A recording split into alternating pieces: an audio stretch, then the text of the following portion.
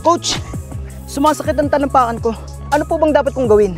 Arc pain ang tawag dyan o ang plantar fasciitis. Well, today ituturo ko sa inyo kung anong pwede nyong remedyo kapag sumasakit ang inyong talampakan. Massage number 1. Kumuha kayo ng maliit na bola o yung tennis ball o yung bote ng gin na pinag-inuman ni tatay. Or ang pinaka-effective ay kumuha kayo ng 500 ml na tubig, ilagay sa freezer hanggang mag-yelo at yun ang i-massage sa paa.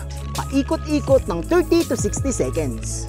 Massage number 2. Kumuha kayo ng upuan or umupo kayo ng ganito.